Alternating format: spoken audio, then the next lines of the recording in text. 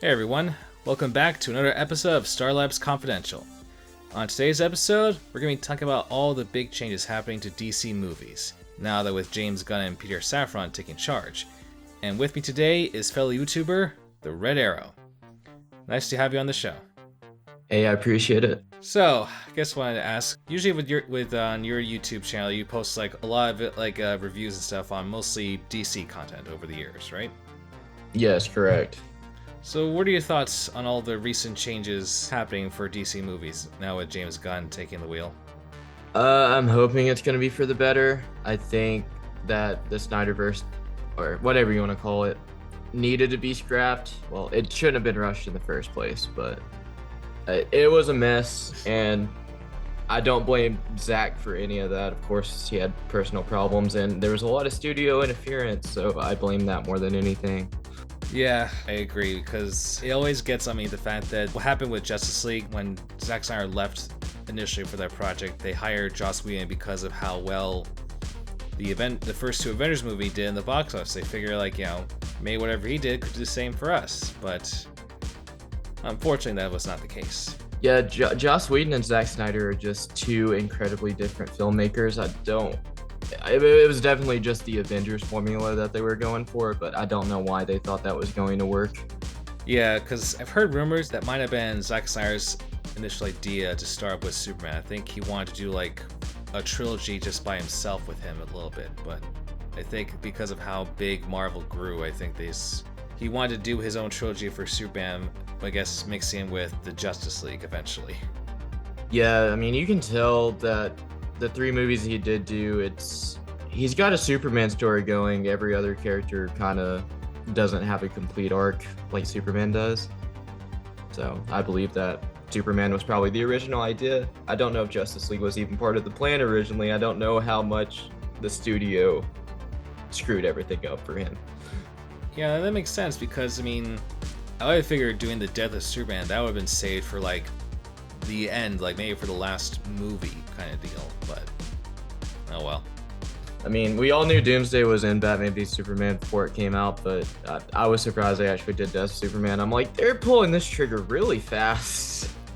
Yeah, and then the whole like speeding up the resurrection, because I think in the comics it was not like that with the Mother Box. I think it was just through other means, but it was like Superman pretty much like gradually recovering himself until it was time for him to get back out there. Yeah, then some like Kryptonian robots or something just find his body and take him back to the Fortress of Solitude, where he slowly, like, his cells regenerated or whatever. Yeah, pretty much. It's some Kryptonian science. Yeah, I was remember one animated movie where one of the robots said the laws of death don't apply to him, so I guess like his vitals just slow to a crawl so that way he could heal. Yeah, I believe that was Reign of the Superman, which, if it's the same in the comics, then definitely that. I don't read comics, so I never know what's like verbatim if I haven't just heard it before. Actually, it was more Superman Doomsday. That was like very early on when DC tried to do the whole adapting graphic novel stories. So that was more of a very small adaptation. Yeah, that was their very first one of this new line that they got going. Just the labeled DC Universe original movies. But still, I mean, what do you think with all the new movies that James Gunn announced that were coming up? Like, which one do you think will be the most interesting? Movies? I mean, I'm probably looking forward to Brave and the Bold the most, but that's just because I'm a Batman guy through and through. He's my favorite, but I'm also really interested in Swamp Thing because I just kind of believe in James Gunn, what he's got going on. They actually have a plan. They're not trying. It doesn't seem that they're trying to rush anything, and I am also a really big horror fan, so Swamp Thing opens up a lot of doors in that department. It seems that DC is not limiting themselves to just one genre or just a subgenre of one greater genre, you know. They're going horror, they're going comedy, they're going action. They don't got to be one thing, which I appreciate. Yeah, I do like that, and makes sense given the title of this new phase or chapter, I guess, Gods and Monsters. Yeah, I think that's a good name for it. And I mean, we've already seen a lot of creatures. Like, we saw Weasel in the Suicide Squad already, and obviously the gods, it's gonna tie in with Superman, Wonder Woman, all that. There's plenty of heroes that are gods. That is very true, yeah. I think for movies, yeah, for me, probably more interested with Brave and the Bold because, you know, I am too, I'm a Bat fan. I'm interested to see what they're going to do with Damian Wayne, as well as how they're going to incorporate how much of the Bat family. Damian is my one hang up there. I don't hate Damian, I'm just not a big Damian guy. I'd prefer it to be Dick or Tim as Robin. Yeah, I know. Everyone always talks about like how Tim is never included much. The closest we get is probably Titans as of now. He's never in anything, dude. He's been in like the new Batman Adventures, Young Justice, and Titans. That's like literally the only shows he's ever been in. Yeah. Stuff skips him, and I don't understand why. I feel like for Tim, he's just kind of like Dick Grayson, just more tech savvy, a little more nerdier kind of Robin. So I guess that's why they might skip him a bit, because he is not too like angsty or rebellious compared to like Jason and Damian. No, but he's smarter, and he's more of a detective. True. That's why I'm glad they put him in Titans, and hopefully by whenever they finish season 4, we get to see what his Robin suit's gonna look like. Man, I dropped Titans, I can't lie. That show was pissing me off. Yeah, for me that's not completely rewatchable. Like maybe just a few of the fight scenes, mostly I think with Slade, because that Deathstroke costume looked very cool. Yeah, it looks great, but Deathstroke was such a disappointment in that show. Like, I feel like Titans never got its villains right. Yeah, the way they kill him in the season 2 finale is so ridiculously dumb. Yeah, it was very underwhelming, and they had a great build-up with everything. That's what makes it all the more disappointing, is the build-up was actually not too bad. It's always funny that whenever we see Slade put in live-action format, he always has some kind of revenge against some hero.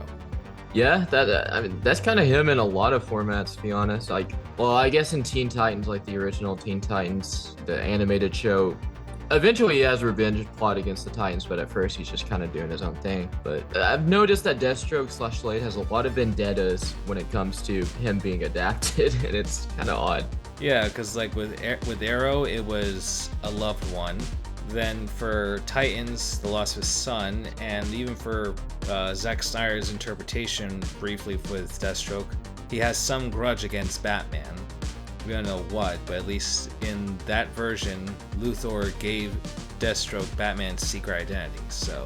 It is such a shame we are not getting Ben Affleck's Batman directed movie / Ben Affleck starring movie, and we are not getting that Deathstroke movie that was, the rumor was that Gareth Evans was going to direct it, which is the guy that directed The Raid, and that would have been amazing.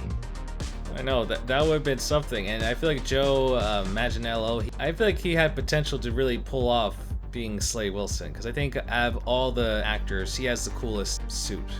I think he had the best costume, yeah, definitely. Yeah, like pulled right out of the Arkham games. Yeah, it's pretty close. It's like, it was a little sleeker, but other than that, it was like exactly from Arkham Origins. Or, well, it looked more like the Arkham Knight one. That one was sleeker. Yeah, I'd say around there, yeah, still like, just, I don't know, wasted potential. But still, I feel like even though with all this reset, like they could have still kept most of the actors, like, you know, have Cavill and Affleck involved somehow. Like, yeah, just because they're part of Zack Snyder's verse doesn't mean it can't be slight change or so, but oh well. I don't think Affleck wants to stay, but Cavill, yeah. I mean, Cavill just got dealt a bad hand, and I feel bad for the guy. Even though he's still rich, he's still making millions. It's not like his acting career is over, but that kind of sucks. They brought him back for just a post-credit sequence. Then after that, it's like, nuh-uh. Yeah, they did him dirty, no doubt. At least for Ben Affleck, we get to see him a couple more times in The Flash, and I want to say the Aquaman sequel come out later this Christmas. I don't know what's going on with that dude, because they've shot scenes with Ben Affleck and they shot scenes with Michael Keaton too, because I guess they didn't know what the movie was going to be, like if it was before Flashpoint or after Flashpoint. But I'm assuming it's after Flashpoint, given that Flash is before Aquaman 2, so I have no idea what's going to happen there. Yeah, what's weird is that the Aquaman movie was supposed to come out this past Christmas, but they had to extend it probably because of the whole like Amber Heard situation. I'd like to forget about that. No worries there, but yeah, so hard to say where that place is because supposedly the Flash film is supposed to be a reset. Hopefully we'll see how much of a reset we're talking here, but I don't know. It's still been great to see what it would be like for Ben Affleck, even if Zack Snyder directed, because I feel like Zack Snyder fits in more with a Batman movie than a Superman movie. I guess.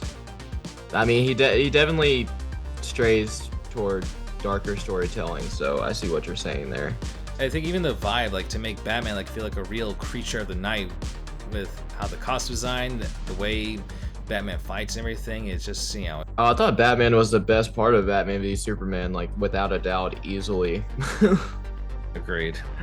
If you had the chance, like, what do you think we would have done differently with the shared universe, like after Man of Steel? I would have not skipped over all the hopeful Superman stuff that they're saying happened, that Superman, you know, he became Metropolis's hero, and Batman v Superman is just a dissection of his character again, and Zack Snyder was really hell-bent on that, which I get it, but at the same time, dude, does his entire character in this movie have to be that? Why can he not just inspire hope? Yeah, I know what you mean. I feel like he really likes to do the whole like tortured god-like complex characters.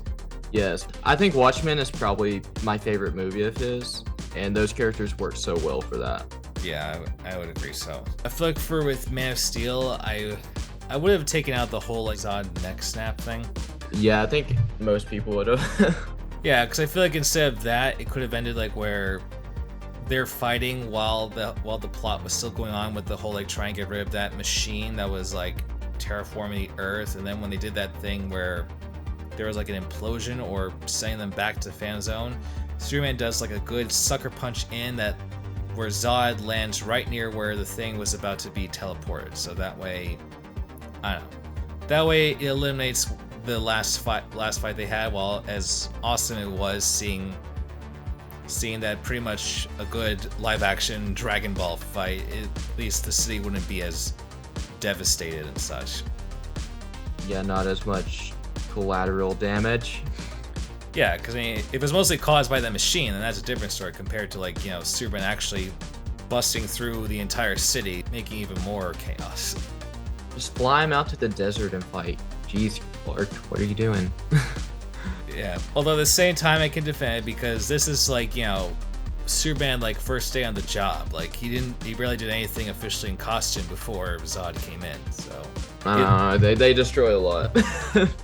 Yeah, I know, and I mean I like to think that maybe that would happen for Superman if he started out, but like if this was like, I don't know, year 3 or year 4 of him being on the job, he would probably be more careful. Oh yeah, definitely. With the experience comes patience. And I think for Dawn of Justice, I think that's a fine progression because everyone knows Batman stories. Having him being there, like, you know, 20 years of experience, I feel like that's fine. But I think instead of Doomsday, Metallo. That would be interesting. It could be like someone like that movie Public Enemies. Oh yes, I love that movie. Yeah, and I feel like there'd be a different change of pace, like where he doesn't kill him. It's just like maybe he's just like oversaturated kryptonite radiation that he needs to be like in some kind of stasis chamber to recover. So that way he's like, I guess, kind of like in a vegetative state, so to speak. Yeah, I think either Metallo or Parasite would have been like good instead of Doomsday, because Doomsday is kind of just useless in the freaking movie. He serves just so they can do the death of Superman. That's the only reason Doomsday is even in the movie. Yeah, pretty much. And I feel like from Metallo there would have been a great setup because there's that guy in the wheelchair that like blames Superman because of his condition. Yeah, so I think like maybe everything leads up to where he gets blown up, but he survives, but Luthor turns him into a cyborg powered by whatever's left of the kryptonite he has, so that way it's a backup plan in case Batman couldn't kill him. Okay, yeah, no, I think that would have worked a lot better than just Doomsday being... Wasn't it Doomsday like came about somehow from Zod's dead body and like Luthor's blood mixed with... I don't even remember, man. It's been a while since I've seen that movie, Superman. Yeah, it was just like some Kryptonian science thing, I guess, of like, you know, creating new life or something. I don't know, it's basically Luthor creating his own Frankenstein. Okay, so, but in Batman v Superman, because I know typically in the comics, Doomsday has some of Superman's DNA, and Batman v Superman, he has Zod's DNA instead of Superman's, right? I think in the comics it's a bit different. I feel like Doomsday is not really connected with Superman, because you're thinking more from Justice League Unlimited. Like they. Oh yes, I am, because I literally just watched that. Yeah, no, Doomsday is not. Doomsday is usually something that comes from space, but either bioengineered, but like years ago, I think, from Krypton, but like before any of like Superman or even his family were even born yet. I know in the animated movie Death of Superman, he comes from space, but like it's never really explained. He just comes from space and wrecks shit. Yeah, and in that version, he was created by Darkseid.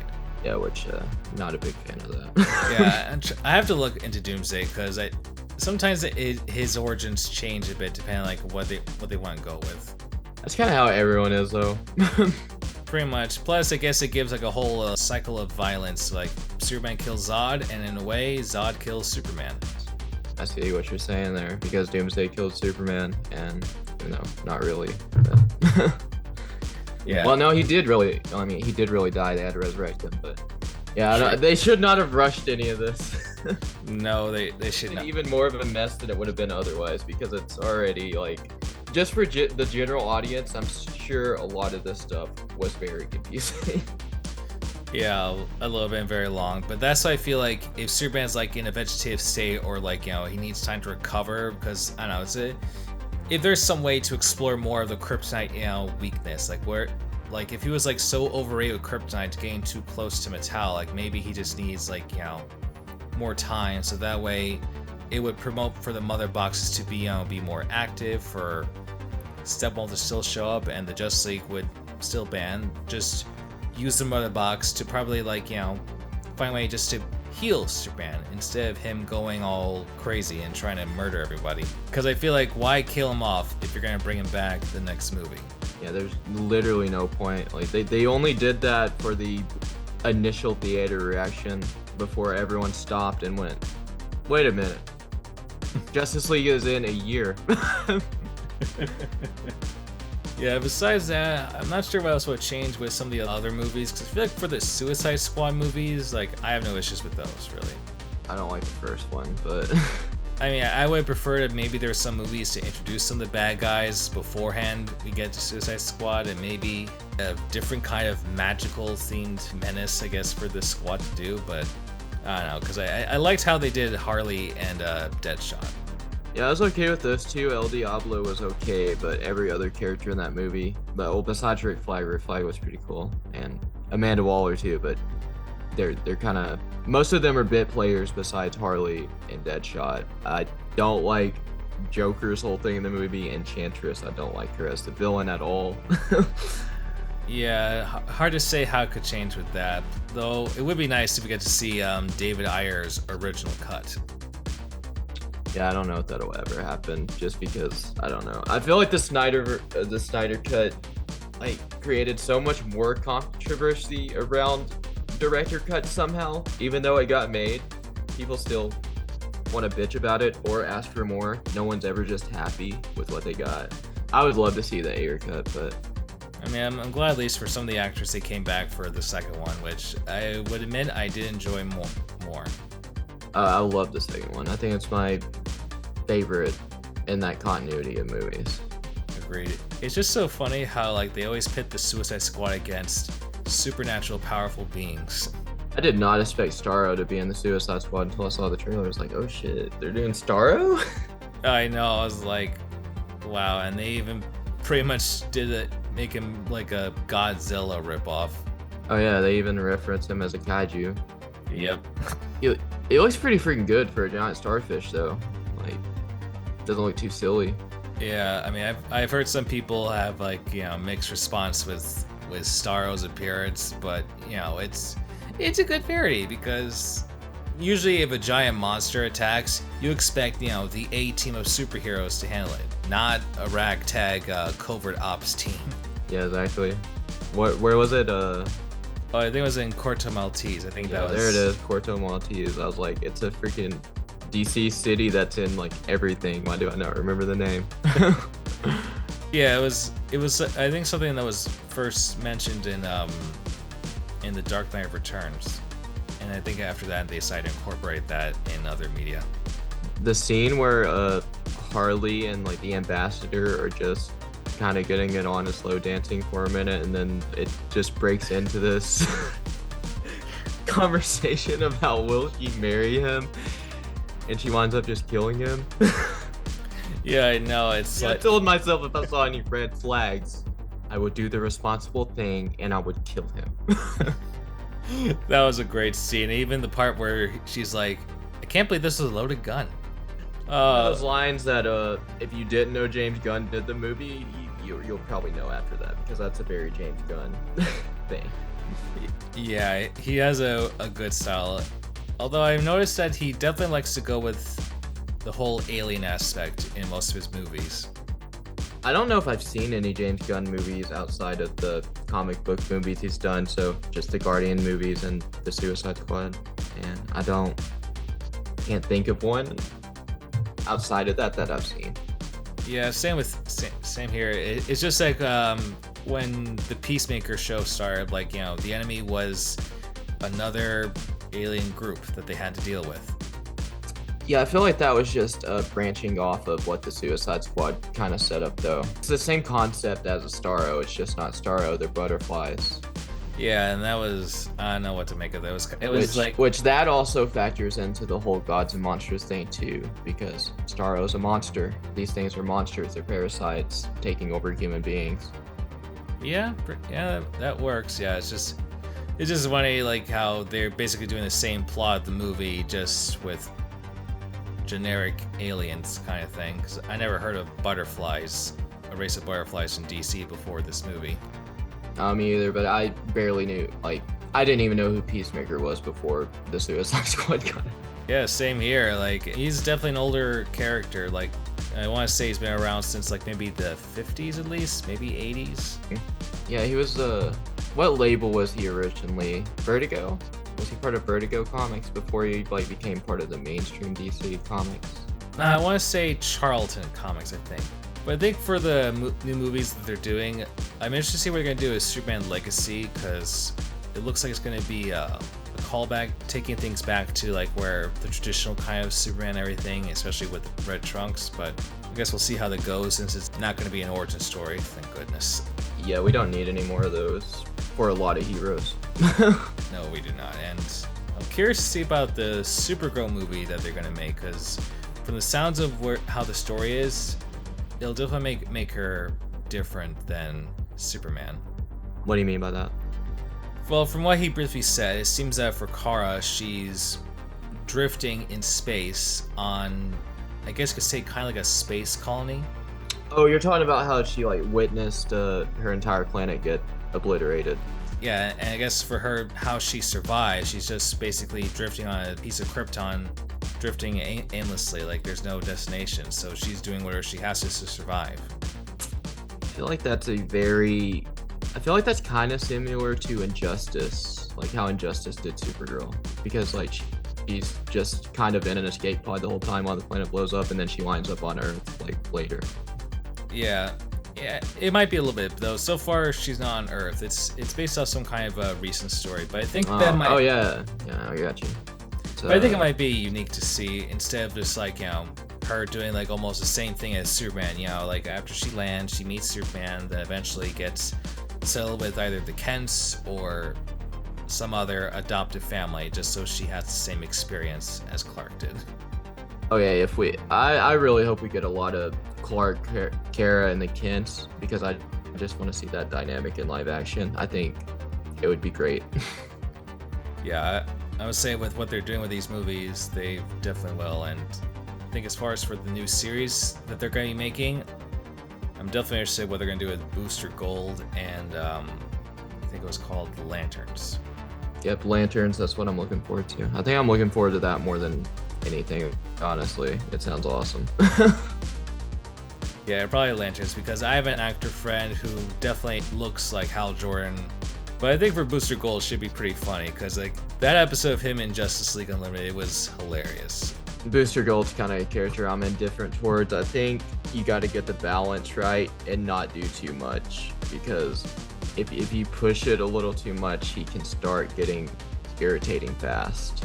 But if you balance everything correctly and don't like step over too many boundaries, he can be great. Yeah, I agree that, yeah, because usually those types of like characters, they can get annoying if you don't know how to handle them right. Yeah. And usually like they're better suited off as like, you know, guest starring in some other series for a bit. I'm wondering how that show's gonna work though, because obviously Booster Gold is a time traveler. Like, I'm sure they're going to have other heroes in the show, like maybe. Yeah, and I think they could probably get Chris Pratt to do him, because I could see him playing a Booster Gold type of personality character. Maybe. Who should play Skeets though? Well, I mean, because he's just a little tiny robot, so. Yeah, I can't think of anyone either. I was thinking maybe Bradley Cooper, but nah, I don't know if that would work. Like, I would probably want to give Bradley Cooper a more physical role for DC. Yeah, if he steps over there. Maybe Alan Tudyk could do well, because he does a wide range of voices, whether they could be funny, dramatic, or even like, you know, very villainous kind of voices. He's pretty good as Joker and Harley Quinn. Like, oh yeah, especially his laugh. Oh yes, I love him as the mayor and as a dad in that show. It's the best thing ever. I never thought they would actually do that. Make Joker a family man and not with Harley.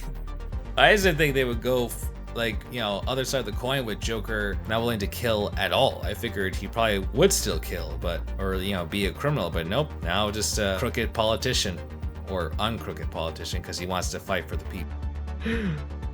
Yeah, he's like, I'm running for mayor, and he just robs the bank. Yeah, and even how they make fun of the Dark Knight scene with the whole like, damn it, Gary, we're not doing the stupid Reservoir Dogs thing. Yeah, so great. And they come back to it later too. Damn it, Gary! When they're calling back to 89 with the parade scene. I know, it's like like season 3, they definitely knew how to like make fun of like other source material, like with the different Joker movies in one episode, and then even parroting off of like the 90s anime series when they went into Bruce's head. Oh yes, that was awesome. And there's also the award show episode that Joker is hosting, and he's just naming off villains that are going to be there, and one name he mentions is Kevin Spacey.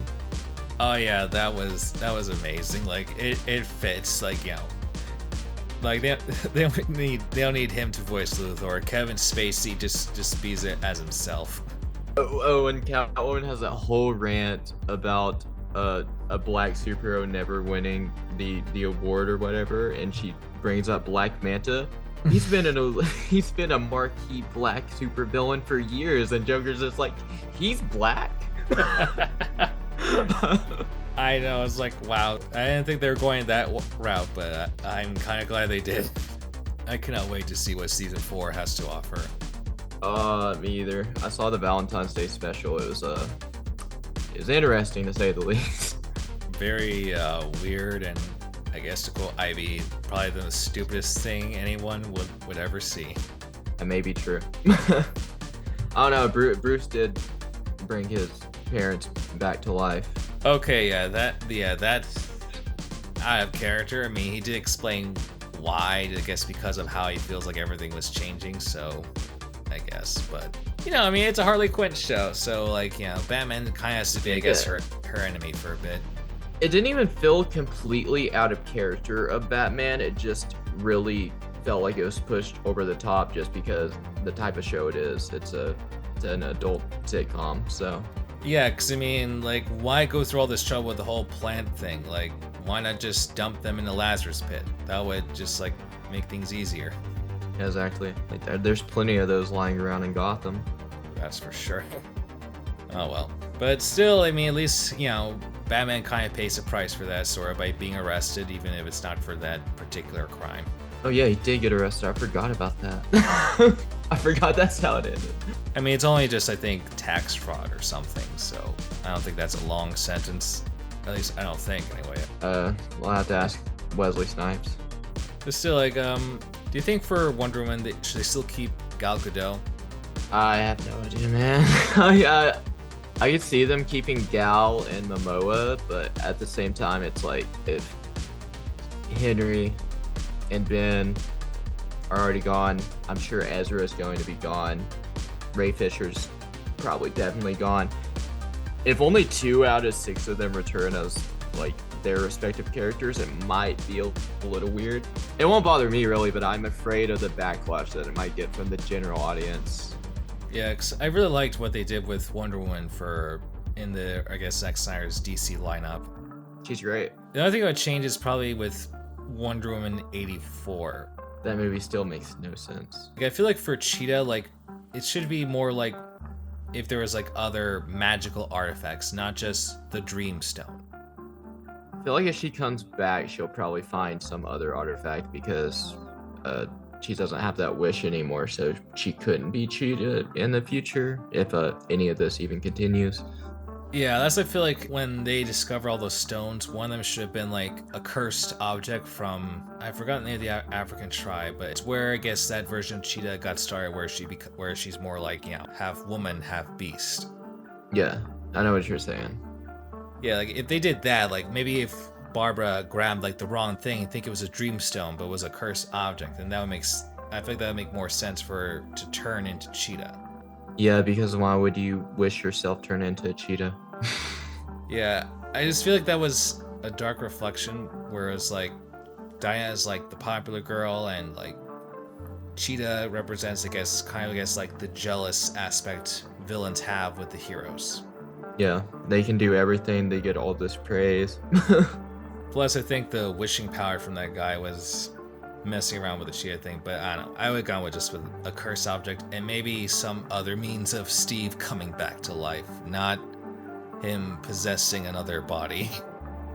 Man, I love Chris Pine as Steve Trevor. I'm glad he's in the movie again, but like, yeah, make a little more sense, please, or make it less weird at least. Like, even if you want to say this makes some sort of sense, it's very weird.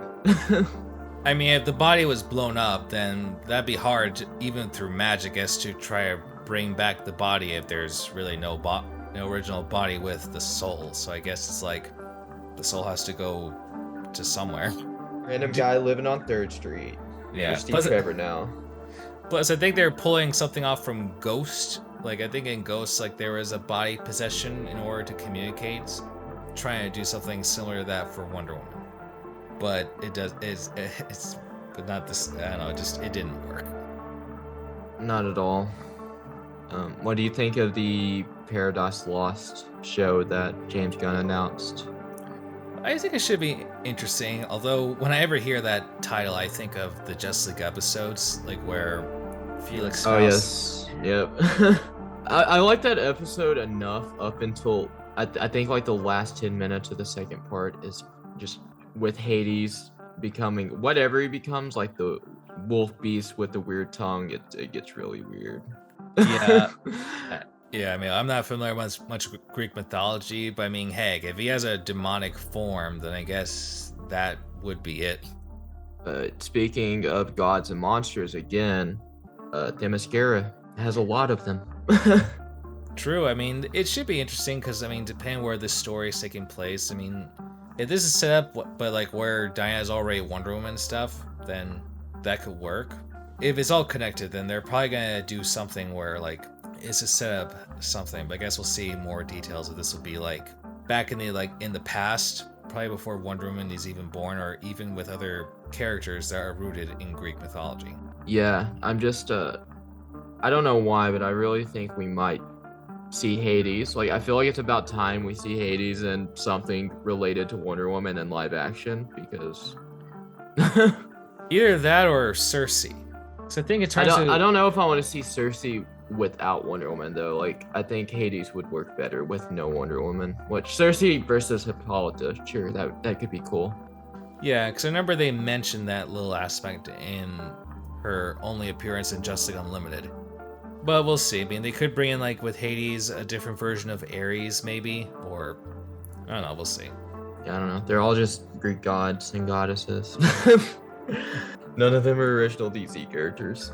Though sadly, that's I say those are the most memorable villains for Wonder Woman's Rose Gallery. Are Other than Cheetah. Yeah, I think besides Cheetah, like I would say maybe Giganta. Yeah, I guess Giganta's like she's okay. Yes, no, Cheetah is like the most notable enemy. But though I think my favorite version of Cheetah is how they handled her character in the Catwoman anime film Hunted. I don't even think I got a favorite version of Cheetah. Like I've never cared about her. I've never loved her in anything. I've never really hated her, so like I'm indifferent. I get you. It's just I liked how in that Catwoman movie she's like part of this international group that does all kinds of illegal activities. So we see that she's a rich girl that doesn't rely solely on her cheetah powers, only in certain cases like against Wonder Woman or someone more powerful than regular people. Oh, I got you. Yeah, so she's not just flaunting her powers around; she's more tactical with it. Yeah. I didn't love that movie. Yeah, you're talking about Catwoman Hunted, right? Yeah. I mean, probably not the best, but I did like Catwoman's voice because I feel like that fits. I don't know how they did her character. I feel like that works perfectly. She's very sexy, confident, very manipulative of people, keeping them guessing, wondering like, is she gonna help us? Is she gonna betray us? Like, you're never gonna know until it's over. I don't know. I just blame it on I'm not an anime guy. Like there's so much action. Like give me a little bit of time to breathe. Plus, I'm a sucker for Greg Weisman's works because I think he wrote the story. Yeah, he did write the movie. Hey, Jonathan Banks is a Black Mask in that movie. Fucking love him. Love that guy. Yeah, he's great. Whether it's Breaking Bad or in the Arkham Knight as James Gordon, he's a badass. Okay. Speaking of James Gordon, I recently rewatched Batman Year One, and Bryan Cranston as Gordon is amazing, phenomenal. Yeah, that's why I feel like this is not a Bat movie. This is a Gordon movie. Definitely a Gordon movie, most definitely. Yeah, like as no disrespect to J.K. Simmons, I feel like they should have gotten Bryan Cranston to either play Gordon with Ben Affleck or at least maybe their version of Lex Luthor. I'd be down for either one of those. So that's our thing. Now that we got to see the Flash trailer and seeing like what's a small portion of what's in store, like what do you think of how they handled with that version of Supergirl and the Michael Keaton's return as Batman? I am very ready for this movie. Michael Keaton coming back as Batman. Hell yes. Give it to me yesterday. It kind of sucks that we've had to wait this long, but I'm just glad we're actually getting it. Agreed, yeah. And even for Supergirl, like I don't mind the short black-haired version, even as still Kara, because at least this actually makes it more believable that she's Superman's cousin, not just with the costume. I guess because I know Henry Cavill has black hair, but the Supergirl, she's from another Earth, right? Well, yeah. I mean, this one is I would say Barry went to another either timeline or alternate universe, but I mean, it is still she did say her name was Kara. I'm glad it's Kara. I figured maybe because of how we have Michael Keaton as an older Batman, I figured maybe this Supergirl would have been like his daughter or something. Oh, like Superman's daughter, you're saying? Yeah. Plus, I mean, there is a version of Supergirl that's not blonde that has like that similar hairstyle, just with a different costume, not the usual like red and blue.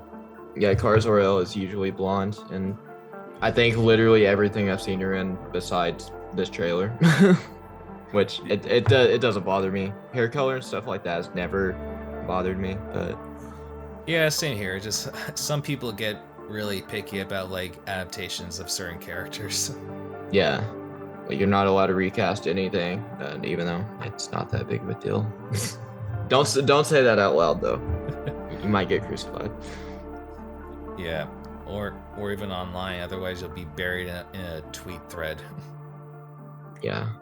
Still, I would say this movie will definitely be a big hit, and seeing different Batmans and who knows what else they'll have in store. Because this is definitely like a Flashpoint-ish movie, though I guess I'm kind of glad they're not doing with the whole Thomas Wayne Batman thing. Instead, I guess just like a different Bruce Wayne. I guess like hard to say. Oh yeah, no, I'm glad it's Michael Keaton's Batman. That's freaking awesome. It's so freaking awesome. I am ready to see the Batmobile. Best car ever. Oh yeah, Love that car. It's so sexy. yeah. The '89 version is my favorite. Close tie, I think, with so they kind of did like Affleck's Batmobile a bit. I think the 66 Batmobile is my second favorite after 89, and then Affleck's, then the Tumbler. Yeah, 66. Yeah, that's up there on my list too. It's hard to say because like each, each is unique in their own way. But yeah, like 89, Tumblr, and 66. Yeah, I think they're among the best and unique Batmobiles so far. Without a doubt. I'm ready to see what James Gunn's Batmobile looks like in Brave and the Bold. Yeah, because now they gotta make it different from Matt Reeves' The Batman. I don't think that's going to be that hard to do. That is true, because like for Matt Reeves' version, it's just like a regular like souped up race car. Yeah, I'm glad that I'm gonna assume that in the DCU they are not going. They're still going to go grounded because Batman's a grounded character, but they're not going to go super grounded.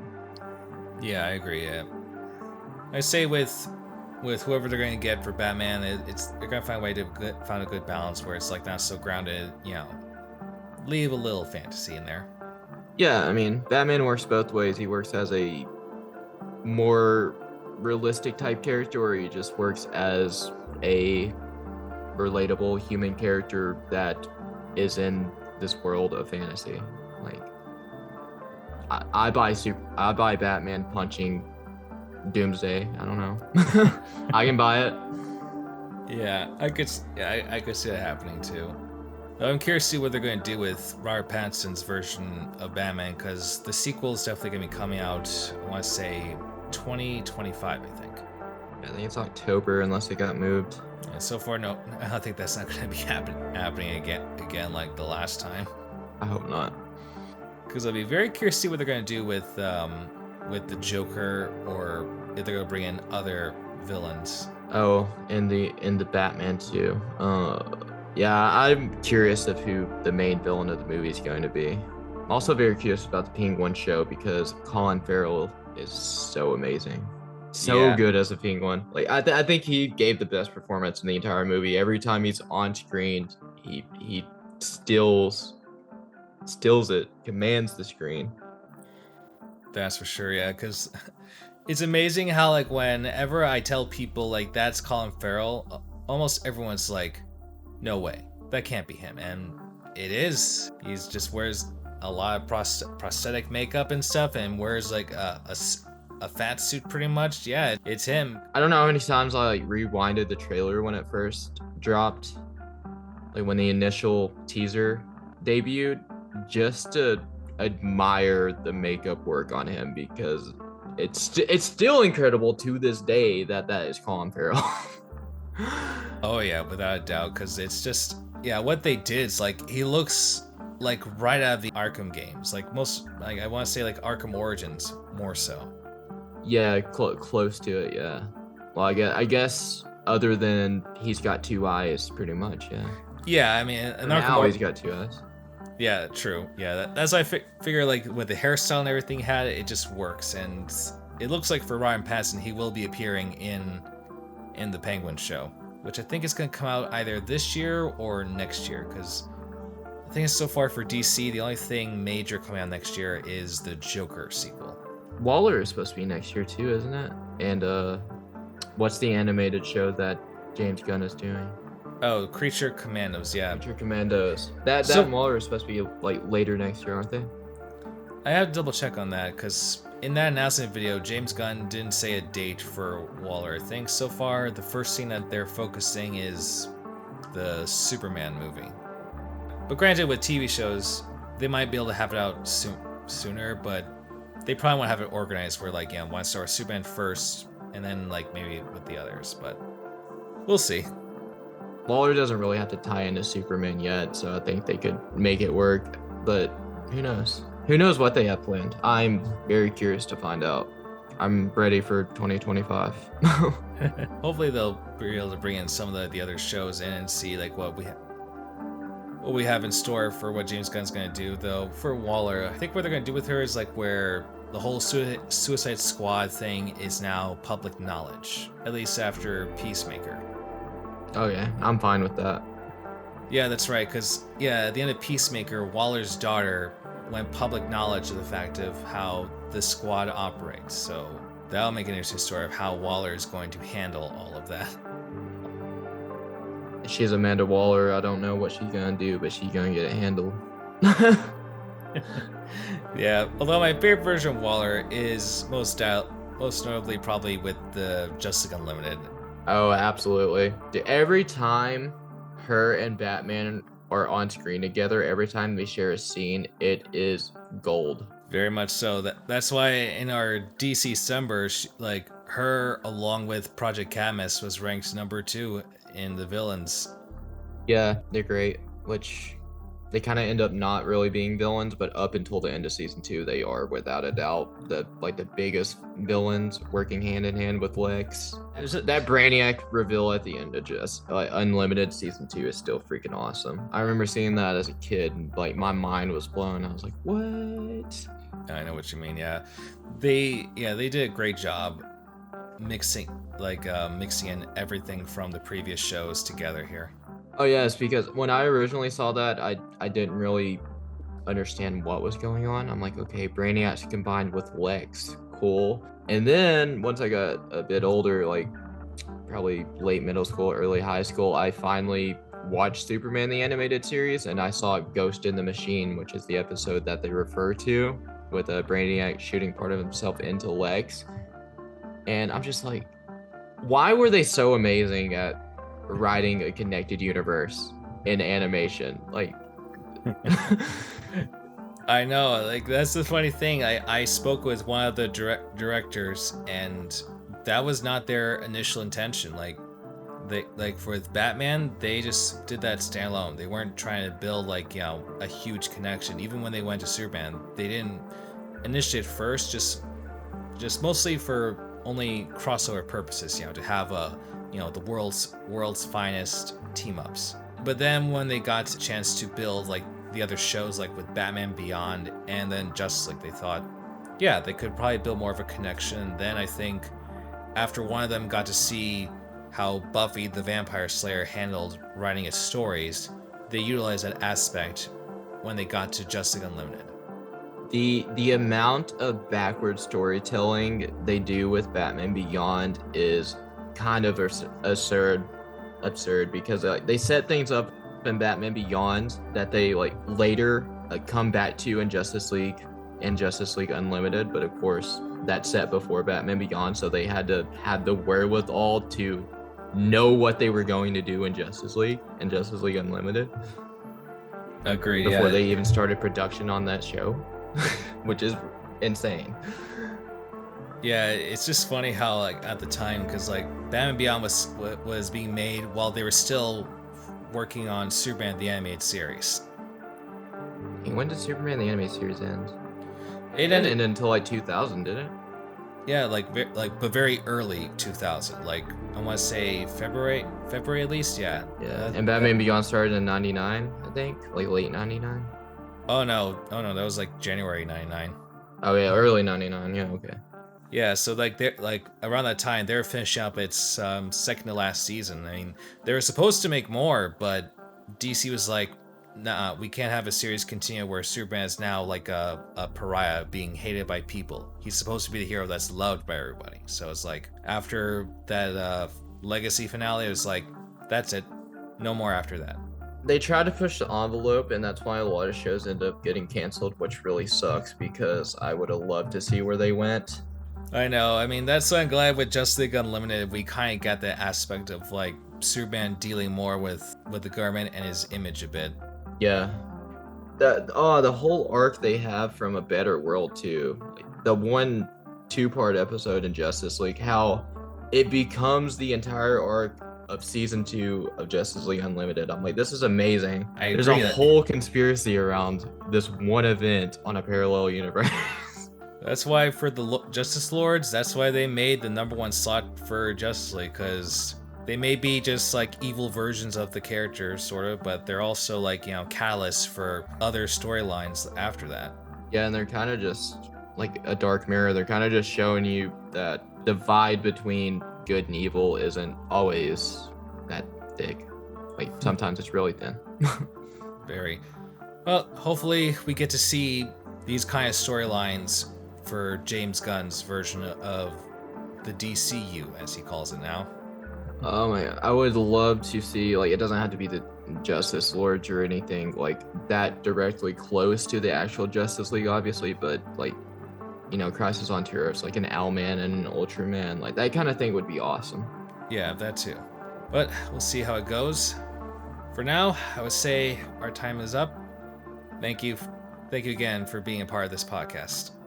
Oh, absolutely. Thanks for having me. Thanks for watching, everybody. Be sure to take a look at Red Arrow's channel to see more of his thoughts on various DC content. Also, make sure to like and subscribe for more content. This is BD Knight, signing off.